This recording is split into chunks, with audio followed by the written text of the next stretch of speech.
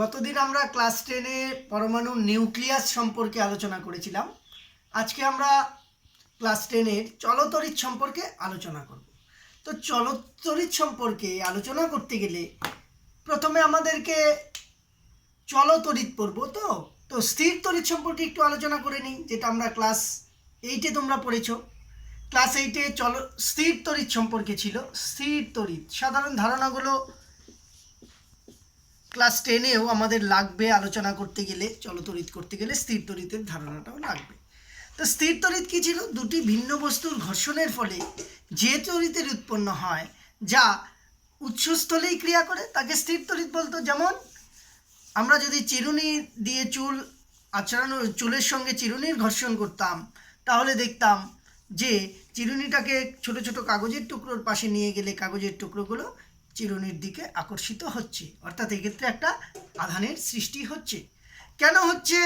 কারণ কি হয়, পরমাণুর গঠন যখন আমরা আলোচনা করলাম তখন দেখলাম যে পরমাণুর কেন্দ্রে ধনাত্মক আধানযুক্ত প্রোটন থাকে আর নিউট্রন নিস্তড়িত থাকে, অর্থাৎ নিউক্লিয়াস ধনাত্মক।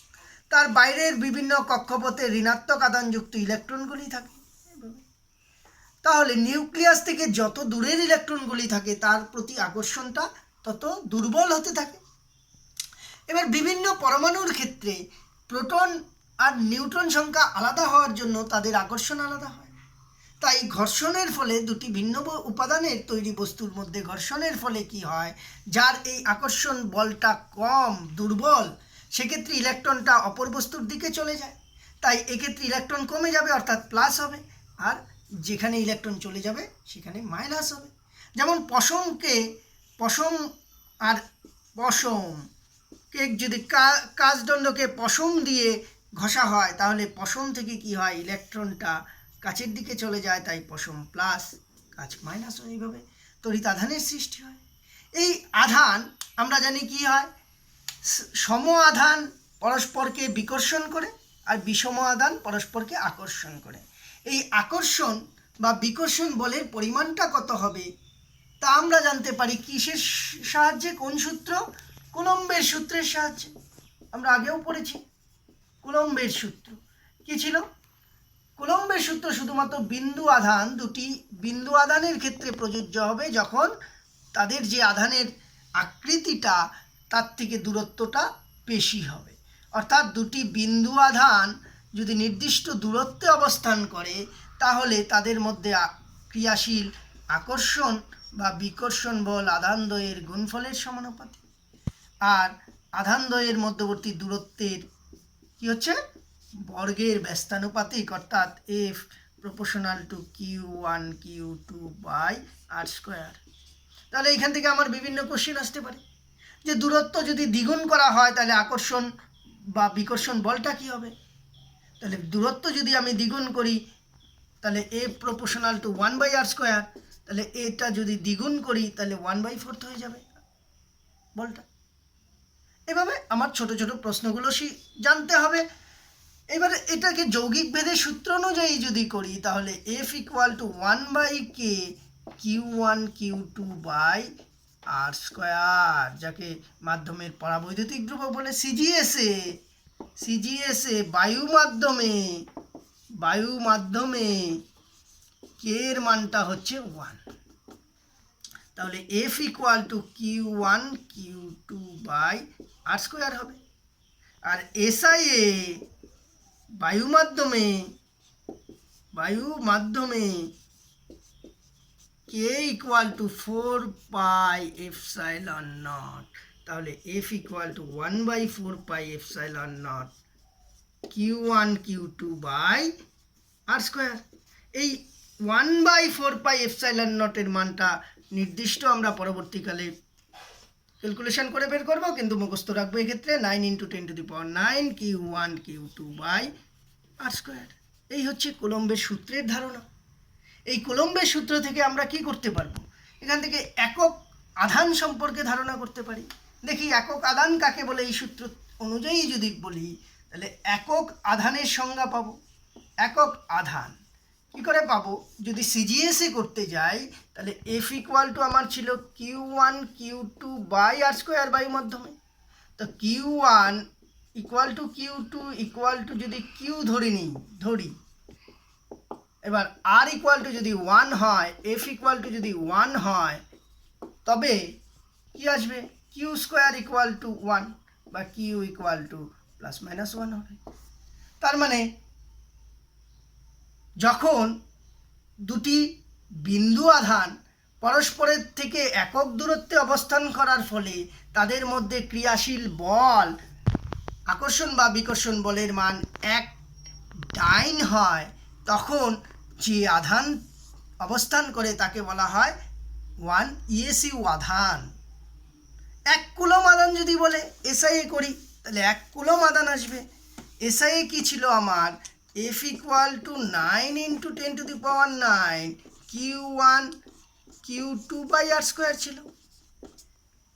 আবার সেম এভাবে বসাবো, তাহলে এফ ইকুয়াল টু আমার আসবে 9 ইন্টু 10⁹9 কিউ স্কোয়ার বাই আর এর মান যদি 1 বসাই 1 স্কোয়ার বা কিউ স্কোয়ার ইকুয়াল টু আমার এফ বাই 9 ইন্টু 10⁹9।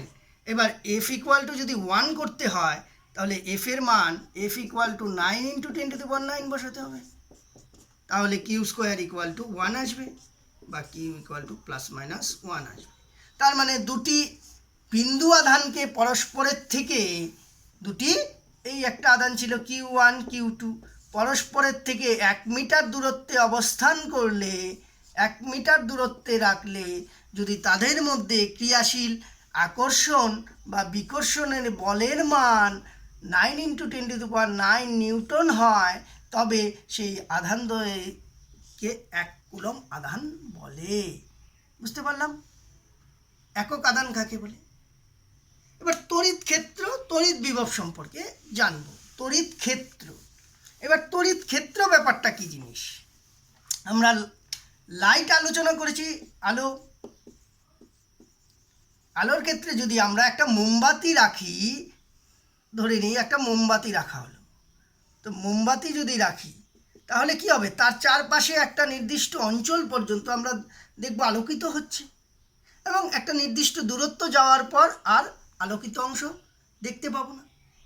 তার মানে ওই যে আলোক শক্তিটা নির্দিষ্ট ক্ষেত্র পর্যন্ত আলোকিত করেছিল, ঠিক একই রকমভাবে একটা কোনো আধান রাখলে তার চারপাশে যতদূর পর্যন্ত তার আকর্ষণ বা বিকর্ষণ বল ক্রিয়া করে তাকে তড়িৎ ক্ষেত্র বলে।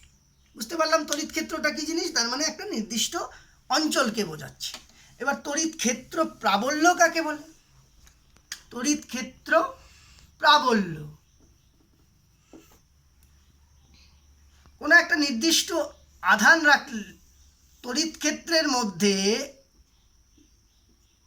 কোনো তড়িৎ ক্ষেত্রে নির্দিষ্ট দূরত্বে একক আধান রাখলে তার উপর যে পরিমাণ আকর্ষণ বা বিকর্ষণ বল ক্রিয়া করে তাকে তড়িৎ ক্ষেত্র প্রাবল্য বলে। তাহলে তড়িৎ ক্ষেত্র প্রাবল্য E equal to 1/k q by R square আসবে। এই তড়িৎ ক্ষেত্র প্রাবল্য কি রাশি? ভেক্টর রাশি, মনে রাখবো। কি রাশি? ভেক্টর রাশি। তড়িৎ ক্ষেত্র প্রাবল্য হচ্ছে একটা ভেক্টর রাশি। এর একক পাবো আমরা যদি কুলম্বের সূত্রের সঙ্গে বসাই, তাহলে F equal to Q E আসবে, তাহলে E equal to F by Q আসবে। তাহলে ই এর একক এসআইএ কি আসবে? নিউটন ইন্টু কুলম ইনভার্স আসবে। মাত্রা কি আসবে? মাত্রা এম এল টি মাইনাস 2/IT। তাহলে এম এল টি মাইনাস 3I-1, এই I-1টা অনেক সময় এ মাইনাস হয় অ্যাম্পিয়ার তড়িতের। বুঝতে পারলাম তড়িৎ ক্ষেত্র প্রাবল্য দেখলাম। তড়িৎ বিভব, যদি তড়িৎ বিভব দেখি, বিভব কি? এবার বিভবের কথা যদি চিন্তা করি, তড়িৎ বিভব, তাহলে তাপের ধারণার থেকে যদি আমরা বলতে যাই, উচ্চ উষ্ণতা ছিল, উচ্চ উষ্ণতা থেকে তাপ কি হয়? সবসময় নিম্ন উষ্ণতার দিকে যায়, তাপ যায়। একই রকমভাবে উচ্চ বিভব থেকে নিম্ন বিভবের দিকে তড়িৎ আধান যায়।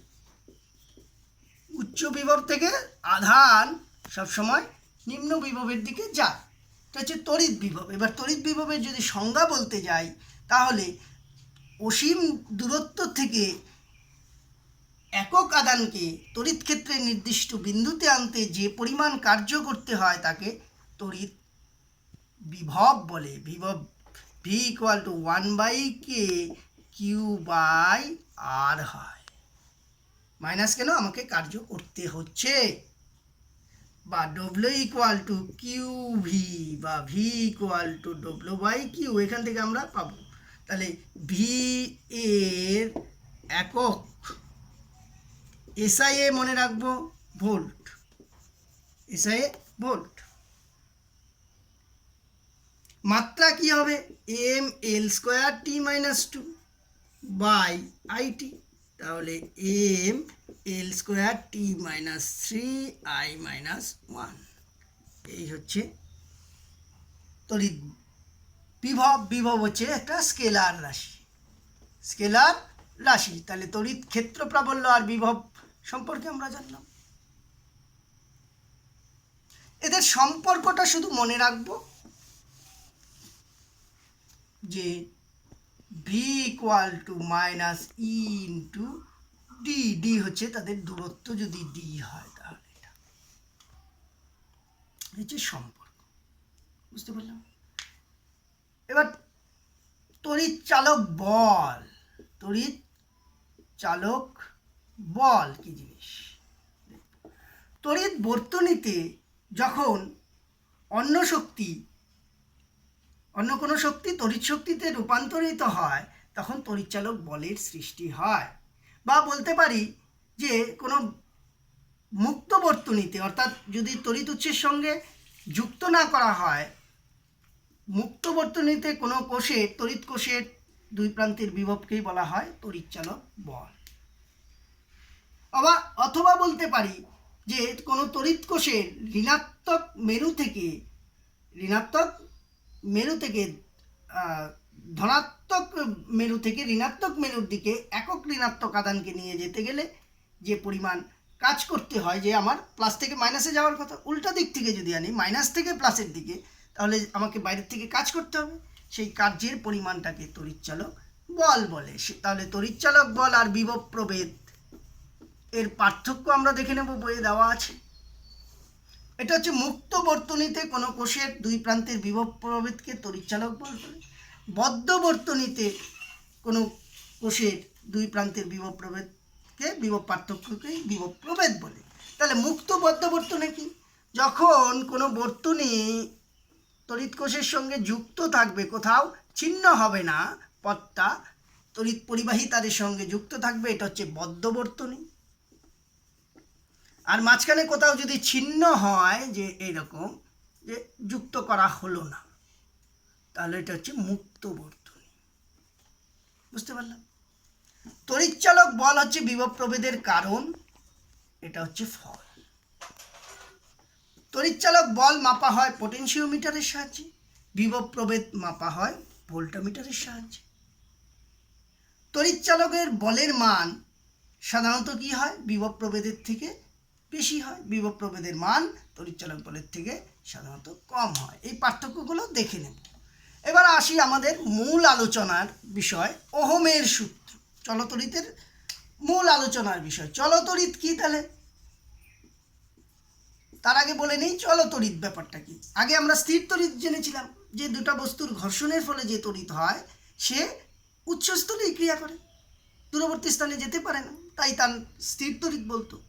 চলতড়িৎ হচ্ছে যখন কোনো তড়িৎ আধান উৎসস্থল থেকে পরিবাহী তারের সাহায্যে দূরবর্তী স্থানে তাদেরকে নিয়ে যাওয়া যায় এবং সেখানে গিয়ে ক্রিয়া করে, সেটা হচ্ছে চলতড়িৎ। এক্ষেত্রে ওহমের সূত্র প্রথমে পড়ব। ওহমের সূত্র কি? কোনো পরিবাহী, একটা পরিবাহী ধরে নিলাম যার এ বি দুটা বিন্দুতে বিভব পার্থক্য ভি, এর মধ্যে যদি আই পরিমাণ কারেন্ট যায়, ওহমের সূত্র অনুযায়ী ভি প্রপোর্শনাল টু আই হবে। উষ্ণতা শর্ত কি ওহমের সূত্রের? উষ্ণতা অন্যান্য ভৌত অবস্থা অপরিবর্তিত থাকলে কোনো পরিবাহীর মধ্য দিয়ে পরিবাহিত তড়িৎ প্রবাহ মাত্রা পরিবাহীর দুই প্রান্তের বিভব প্রভেদের সমানুপাতিক, অর্থাৎ ভি প্রপোর্শনাল টু আই বা ভি ইকুয়াল টু একটা ধ্রুবক আনতে হবে আই আর। এই আর হচ্ছে ধ্রুবক, যাকে যাকে পরিবাহীর রোধ বলে, পরিবাহীর রোধ বলে। তাহলে রোধ কাকে বলে সেটা জানতে হবে। যে ধর্মের জন্য কোনো পরিবাহীর মধ্য দিয়ে প্রবাহিত তড়িৎ প্রবাহ বাধা পায় তাকে পরিবাহীর রোধ বলে।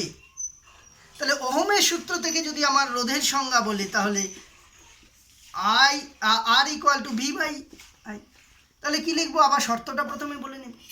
উষ্ণতা অন্যান্য ভৌত অবস্থা অপরিবর্তিত থাকলে কোনো পরিবাহীর দুই প্রান্তের বিভব প্রভেদ ও প্রবাহ মাত্রার অনুপাতকে পরিবাহীর রোধ বলে। রোধের আর এর একক ওহম। ওহম, এই চিহ্নটা এরকম হয়, এরকম হয়, এটা হচ্ছে ওহমের চিহ্ন। তাহলে অহমীয় পরিবাহী, আমরা জানি যে সমস্ত পদার্থের মধ্য দিয়ে তড়িৎ পরিবাহিত হয় তাদেরকে পরিবাহী বলে। যাদের মধ্যে দিয়ে তড়িৎ পরিবাহিত হয় না তাদেরকে কুপরিবাহী বা অন্তরক বলে। এবার পরিবাহীদের মধ্যে অহমীয় পরিবাহী কাদের বলে? যেসব পরিবাহীর মধ্য দিয়ে তড়িৎ প্রবাহের সময় ওহমের সূত্র প্রযোজ্য হয় তাদেরকে অহমীয় পরিবাহী বলে। পরিবাহী কারা? যে কোনো ধাতব পরিবাহী, সমস্ত ধাতব পরিবাহী হচ্ছে অহমীয় পরিবাহী। অহমীয় নয় কারা? যে সমস্ত পরিবাহীর মধ্য দিয়ে তড়িৎ প্রবাহের সময় ওহমের সূত্র প্রযোজ্য হয় না। অর্ধপরিবাহী, যেমন অর্ধপরিবাহী কোনগুলো তোমরা জানো? Germanium, silicon. ডায়োড, পরে পড়ব ডায়োড কি জিনিস, ডায়োড, ট্রায়োড, এরা সব অহমীয়। ওই যে বৈদ্যুতিক বাতির ফিলামেন্ট, এগুলো সব অহমীয় পরিবাহী।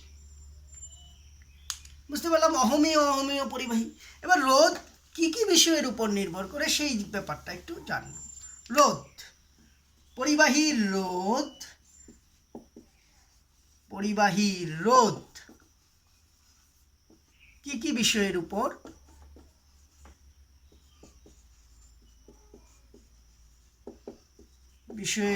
নির্ভর করে। দেখুন, উষ্ণতা আর অন্যান্য যদি ভৌত অবস্থা অপরিবর্তিত, মানে উষ্ণতা বাড়লে সাধারণত রোধ বাড়ে। এছাড়া চৌম্বক ক্ষেত্রের প্রভাব, হ্যাঁ, ওগুলো তোমরা দেখে নেবে। পরিবাহীর কি কি ধর্মের উপর রোধটা নির্ভর করে সেটা দেখব। দৈর্ঘ্যের উপর, একই প্রস্থচ্ছেদ ও একই উপাদানে তৈরি কোনো পরিবাহীর রোধ তার দৈর্ঘ্যের সমানুপাতিক হয়, অর্থাৎ দৈর্ঘ্য যদি বাড়ে তাহলে রোধ কি হবে? বাড়বে। 2, প্রস্থচ্ছেদের ক্ষেত্রফলের উপর নির্ভর করে। একই দৈর্ঘ্য একই উপাদানে তৈরি কোনো পরিবাহীর রোধ তার প্রস্থচ্ছেদের ব্যস্তানুপাতিক হয়, তার প্রস্থচ্ছেদ যদি কমে তাহলে রোধ বাড়বে। মানে সরু তার যদি হয়, তার মানে প্রস্থচ্ছেদ কম, সরু মানে প্রস্থচ্ছেদ কম, মানে কি হবে? রোধ বেশি হবে। 3, পরিবাহীর উপাদানের উপর কি করে হয়? একই দৈর্ঘ্য একই প্রস্থচ্ছেদ বিশিষ্ট বিভিন্ন উপাদানের তৈরি তারের ক্ষেত্রে আমরা দেখব রোধের মানটা আলাদা হয়। এক্ষেত্রে দুইটা সূত্রকে একসঙ্গে লিখলে আর প্রপোর্শনাল টু এল বাই এ, বা আর ইকুয়াল যদি করি একটা ধ্রুবক আনতে হয় রো, যাকে বলা হয় রোধাঙ্ক। কি বলে? রোধাঙ্ক, যা পরিবাহীর উপাদানের উপর নির্ভর করে। তাহলে রোধাঙ্ক কি? রোধাঙ্কের সংজ্ঞা এখান থেকে আমরা পাবো। তাহলে আর ইকুয়াল টু আমাদের আসছে রো ইন্টু এল বাই এ, বা রো সমান সমান কি আসবে? আর ইন্টু এ বাই এল। এবার এল ইকুয়াল টু যদি 1, এ ইকুয়াল টু যদি 1 হয় তাহলে রো ইকুয়াল টু আর। তাহলে একক দৈর্ঘ্য ও একক প্রস্থচ্ছেদ বিশিষ্ট কোনো পরিবাহীর রোধকেই বলা হয় তার রোধাঙ্ক। তাহলে রো এর একক কি হবে? একক দেখি এসআই এ ohm into metre square by metre. তাহলে ওহম মিটার, ওহম মিটার। এই রোধাঙ্কটা পরিবাহিতাঙ্কের অনন্যক আমরা তাপের অধ্যায়ে পড়েছি, বুঝতে পারলাম এখন ভালো করে।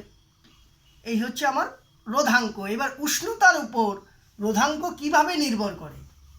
উষ্ণতার সঙ্গে এটা একটু জেনে নিতে হবে শুধু। উষ্ণতার সঙ্গে রোধাঙ্কের পরিবর্তন দেখব। পরিবাহীর ক্ষেত্রে কেমন হয়? পরিবাহী উষ্ণতা বাড়লে কি হয়? উষ্ণতা এদিকে রোধাঙ্ক। উষ্ণতা বাড়লে আমরা কি জানি? রোধ বাড়ে। এই জন্য পরিবাহীর ক্ষেত্রে গ্রাফটা এরকম হবে। অর্ধপরিবাহীর ক্ষেত্রে উষ্ণতা বাড়লে রোধ কমে, অর্থাৎ রোধাঙ্কও কমে, হ্রাস পায়। তাহলে এটা হবে এইভাবে যাবে, ব্যস্তানুপাতি। এটা একটু ঠিক করে দিচ্ছি, এই হবে, এভাবে ধীরে ধীরে হ্রাস পায়।